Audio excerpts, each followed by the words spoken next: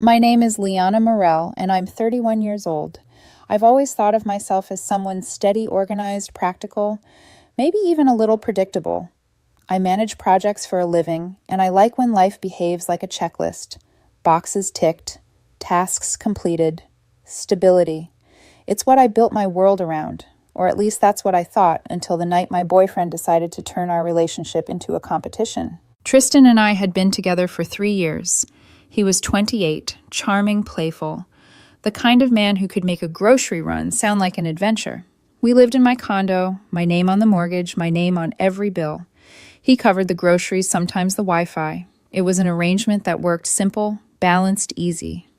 Or maybe it just looked easy because I kept holding the balance in place. Lately, though, something had shifted. He'd started smiling at his phone too much, laughing at texts he wouldn't show me, tilting the screen away when I passed by. When I asked who it was, he'd shrug and say it was work, or a friend from the gym, or his sister. The explanations were always casual, but his tone, the defensive edge behind the words, was new. I'd seen those signs before. Everyone has. You just never think you'll be the one reading them in your own home. That night, I decided to stop guessing. We were halfway through dinner, pasta, I'd made candles I'd lit, when I looked across the table and said, "Tristan, can I ask you something, without you turning it into a joke?" He blinked fork in midair. Wow, serious tone.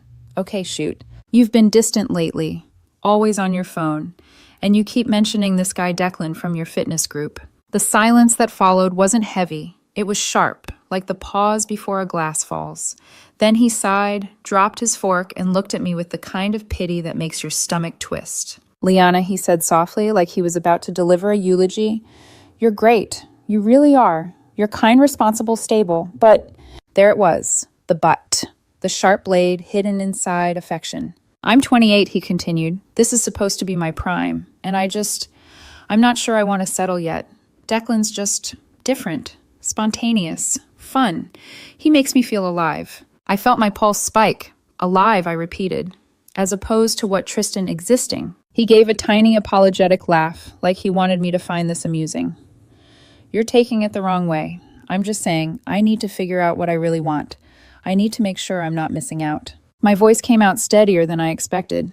"And what exactly do you need from me, while you figure that out?" He looked relieved, I'd asked. "Just prove you're better than my other options." For a moment, I thought I'd misheard, but he went on confident like this was the most rational request in the world. "It's not a threat or anything, it's just fair. Right? I want to see who I connect with more, you or Declan." I stared at him. He was eating my food, sitting at my table, surrounded by furniture I'd paid for, and he had the audacity to demote me from girlfriend to contestant. "Compete," I said slowly. "You want me to compete for you?" He nodded, smiling as if I'd finally understood his genius. "Exactly. It'll be good for both of us. You'll step up your game, and I'll get clarity." Inside me, something quiet snapped. Not loudly, not dramatically, just the clean, cold click of a switch turning off. The warmth, the care, the effort, it all went dark in an instant. I smiled, a calm, measured smile that made him lean back a little uncertain. "You're right," I said softly. "That's a fair request." He blinked. "Wait, really?" "Of course," I said, standing up to collect our plates. "Everyone should know their worth on the open market. You deserve to test the waters." His grin returned wide and boyish. "See? That's why I love you, Liana. You're mature about these things." "Absolutely," I said, turning away before he could see my eyes. "Take all the time you need." He kissed my cheek before leaving later that night. "I'll stay with a friend for a few days," he said lightly, "just to clear my head." The door shut behind him. The apartment fell silent except for the soft hum of the refrigerator and the faint pink glow of his precious neon sign in the living room. The Good Life.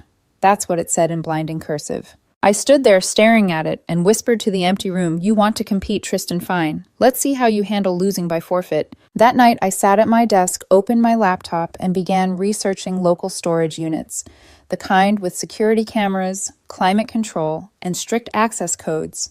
Practical, efficient, perfect for a project manager. By midnight, I had a plan. The boxes were labeled, the schedule was drafted. I wasn't angry anymore. Anger was emotional, chaotic. I was something else entirely calm, clinical, resolved. He wanted to treat love like a marketplace.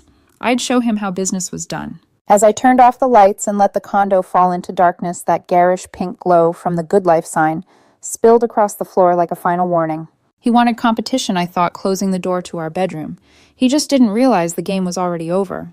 The next morning, the apartment was too quiet, peaceful, in a way that almost felt staged, like a set after the actors have gone home. The coffee machine hissed, the city murmured outside, and there it was again, that neon pink sign blaring, "The Good Life," across my white walls. I'd always pretended to like it. Tristan said it brought personality to the room. Now, under its cheap glow, I realized it just screamed him. By 9 a.m., I'd tied my hair back, rolled up my sleeves, and opened the first closet. Every box I sealed that day was a confession he'd never hear. The cologne I'd bought him for his promotion so you smell like the man you want to become.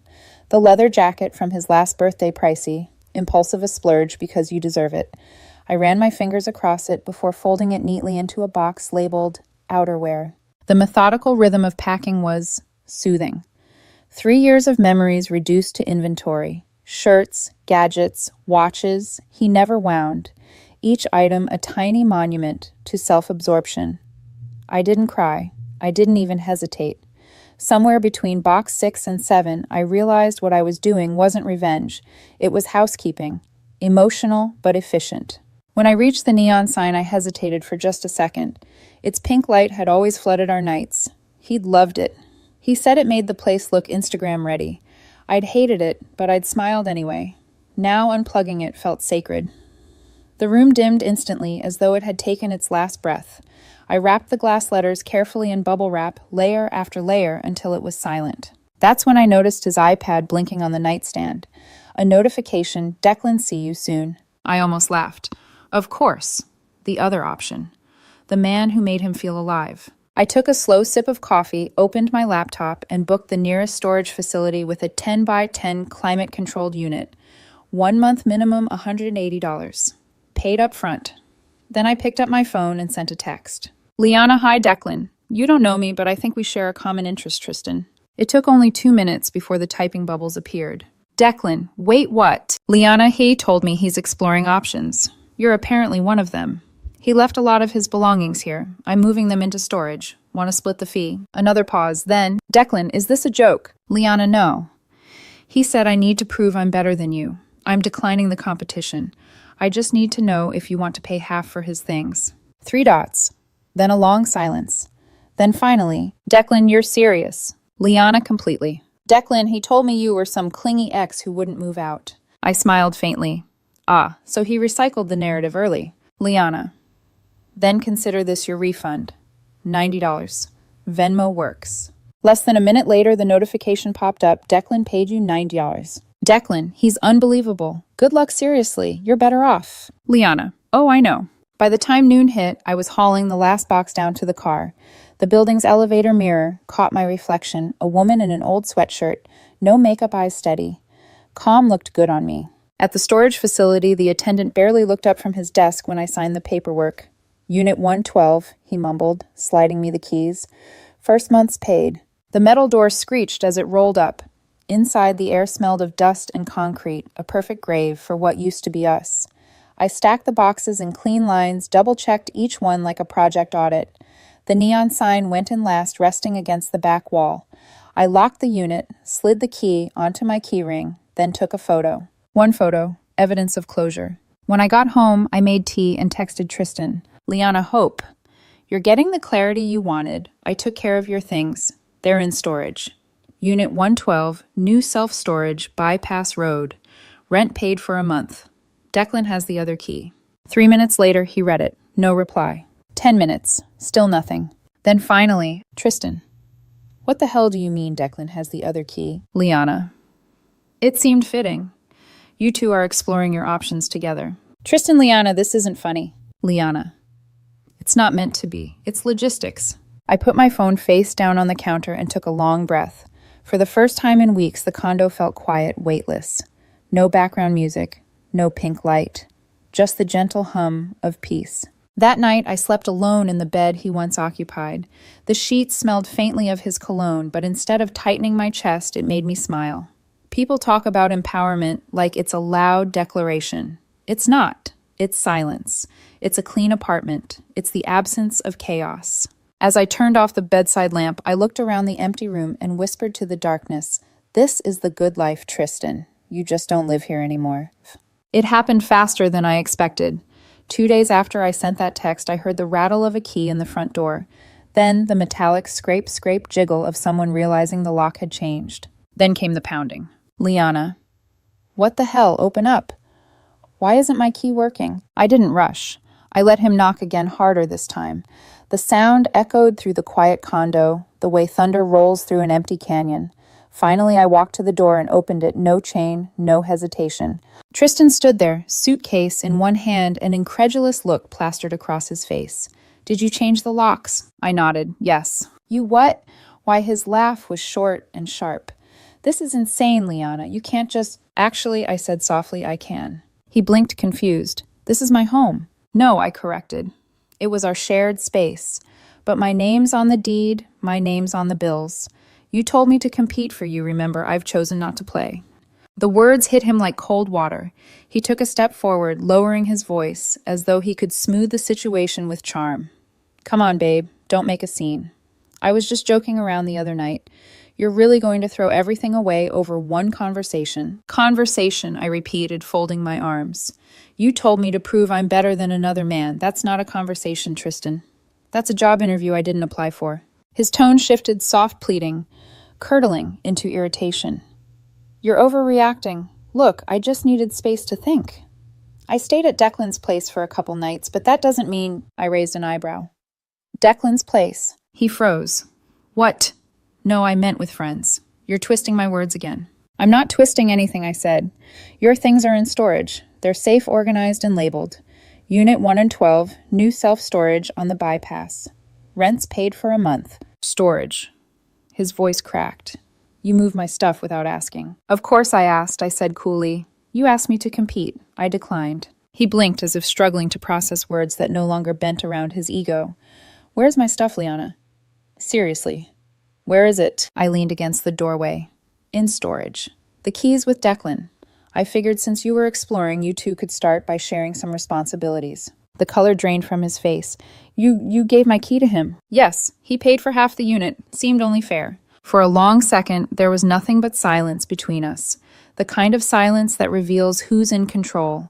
His jaw tightened, and that familiar arrogance flickered back in. "You're insane," he muttered. "You can't do this. You can't just— this is petty, Liana. You're being spiteful because you're jealous." I let out a soft, tired laugh. "Jealous of what? That you downgraded self-respect for spontaneity. No, Tristan. This isn't spite. It's administration." He ran a hand through his hair, pacing.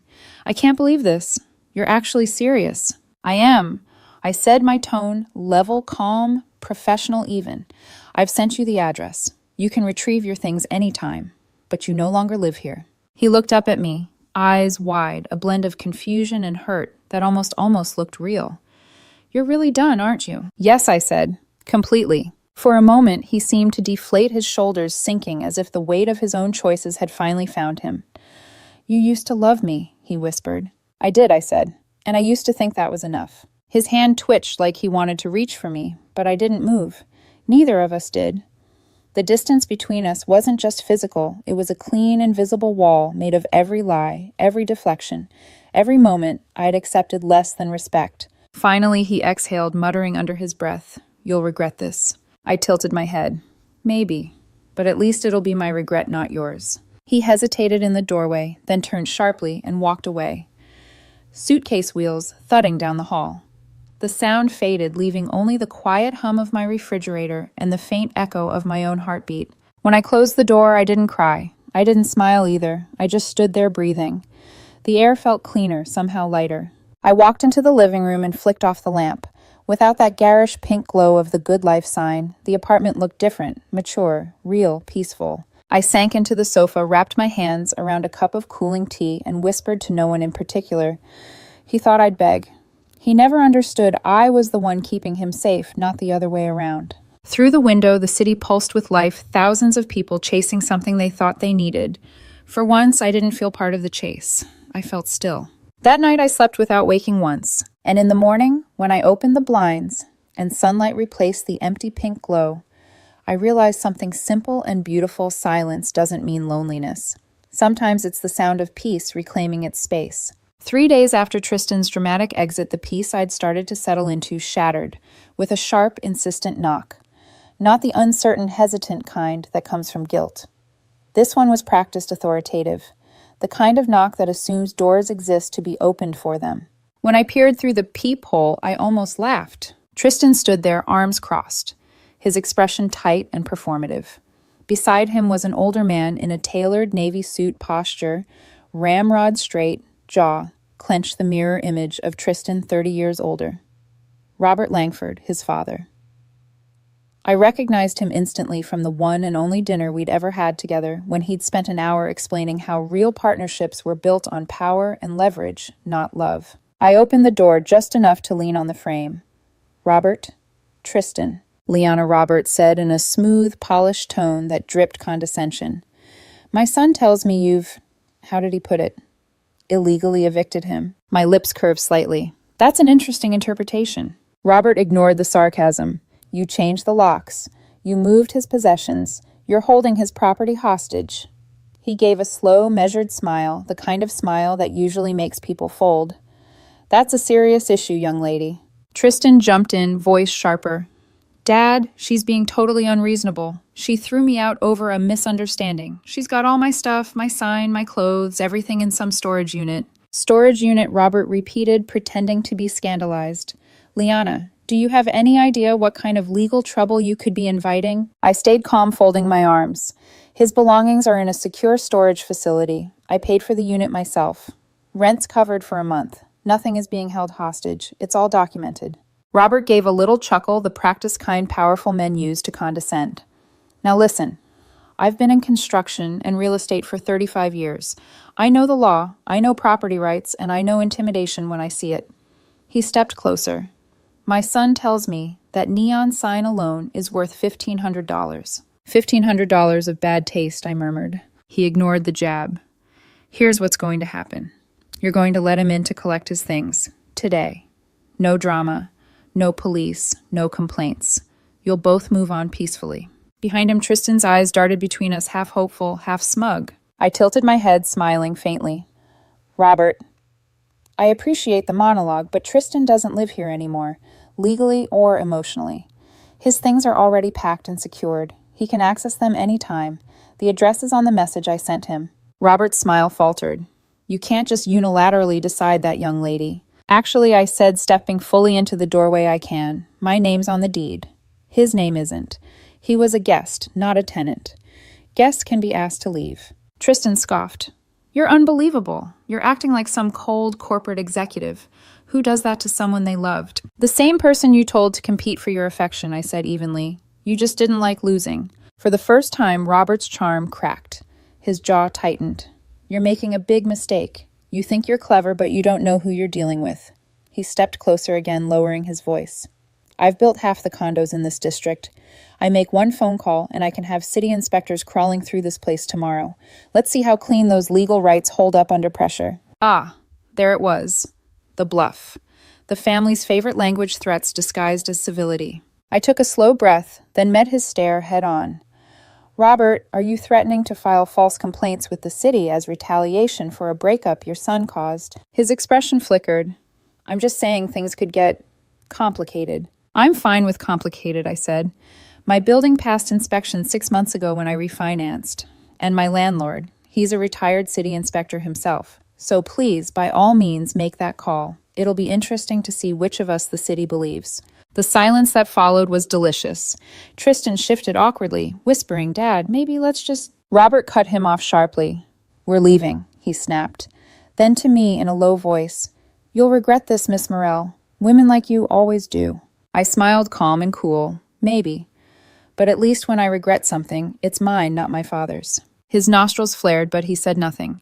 He turned on his heel, stalking down the hallway, Tristan trailing behind like a scolded child. I waited until the elevator doors closed before exhaling. My hands were shaking, but it wasn't fear. It was adrenaline, the aftershock of holding my ground against men who'd never heard no spoken so calmly. As I locked the door, I couldn't help but whisper into the empty hallway. "You built condos, Robert. I built boundaries. Let's see which one stands longer. I leaned against the door for a moment, listening to the faint hum of the city outside. For the first time in years, I didn't feel small in the face of someone else's power. It felt good. Still, a flicker of unease lingered. Men like Robert didn't lose quietly. They regrouped, they retaliated, and somehow I knew this wasn't over. The next morning, I'd find out exactly how far a father's ego could go to protect his son's pride. It started 2 mornings later with a phone call from my landlord, Mr. Chen, a kind, soft-spoken man who usually texted instead of calling. His voice this time, however, was tight. "Liana," he began cautiously, "I just got a notice from the city. Several complaints filed about your unit, unsafe balcony, faulty wiring, plumbing leaks." Did something happen? I almost laughed. "No, nothing's wrong. The condo's fine." He sighed. "I thought so. The inspector's coming Thursday. It's probably nothing but this kind of flood of anonymous reports usually means someone's trying to stir trouble." "Someone like a real estate mogul with an inflated ego," I murmured. "Exactly," he said quietly. "Just keep everything tidy. We'll handle it." When I hung up, I stared at the wall for a long moment. Of course, Robert had made good on his threat. It wasn't about legality, it was about punishment. Entitlement wrapped in intimidation. I spent the next few days tidying up, not because I needed to, but because I wanted the inspector to walk into perfection. Thursday arrived. The inspector, an older man with permanent exhaustion written across his face, knocked precisely at 9. "Routine inspection," he said flatly. I gestured inside. "Go ahead." He checked the balcony solid concrete. Safe. He examined the fuse box. To code. He tested the sink. No leaks. Then he scribbled something on his clipboard and muttered, "Waste of my morning." "Anonymous complaint," I asked. 3 of them, he said, shaking his head. Same handwriting, same phrasing. Someone's trying to weaponize bureaucracy. "I'm familiar with the tactic," I said dryly. He chuckled. "Don't worry, we see this all the time. You're clean." When he left, I felt a strange mixture of relief and disgust. The absurdity of it all. These men had turned a breakup into a full-scale campaign. But I should have known they weren't finished. That evening, around sunset, there came another knock. I looked through the peephole and froze. This time it wasn't a father, it was 2 police officers. For a split second, my stomach clenched. Then I saw the figure standing behind them, Tristan, arms crossed, smug and victorious. I opened the door halfway. "Officers." "Ma'am," the older one said, polite but firm, "we're here on a civil standby. Mr. Langford reports you've been holding his personal property and refusing him access." I smiled faintly. "Ah, the hostage narrative again. Can we come in?" "Of course," I said, "though you won't find anything of his here." As they stepped inside, Tristan hovered at the doorway like a vulture. "See, she's hiding it." The younger officer raised an eyebrow. "Sir, let's let her explain." I walked calmly to the counter, opened a folder, and pulled out a printed rental agreement. His property is stored securely at New Self-Storage on the Bypass Unit 1 Chemofiev. Paid for 30 days under my name. Nothing's being held hostage. In fact, he has access. "Access," the officer repeated. "Yes," I said evenly. I mailed the second key to Declan, the man Tristan told me he was seeing on the side. The younger officer blinked, trying not to smile. "You mailed the key to his other man." "Yes, it seemed fitting. Shared assets should be handled jointly."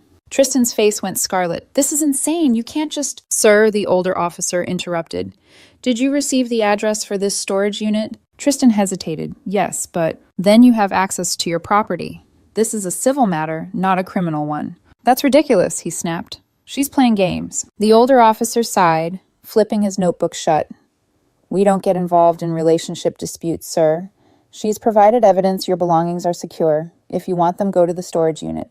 Otherwise, this isn't police business." He turned to me, lowering his voice. "You've handled this smartly, ma'am. Not everyone stays this calm." "Project management background," I said with a faint smile. The officer actually grinned. "Makes sense." As they left, Tristan stayed behind a moment longer, glaring at me like a child denied dessert. "You think this is over," he hissed. "I don't think," I said softly. "I know." He wanted to say more, but the officers motioned for him to move. He stormed off, muttering curses under his breath. When the door closed behind them, I leaned back against it, letting out a long, shaky breath. My legs trembled not from fear, but from the aftershock of holding composure under pressure. I made myself a cup of tea, hands steadying with each sip.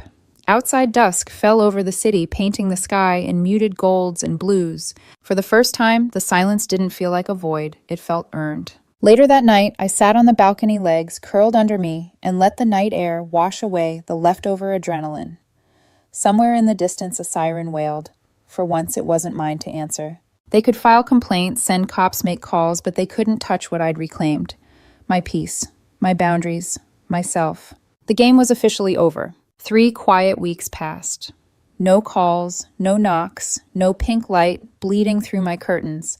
It was almost unsettling at first, the stillness, the way peace crept in like an animal too shy to believe it belonged. Then one evening, as I was slicing vegetables for dinner, my phone buzzed.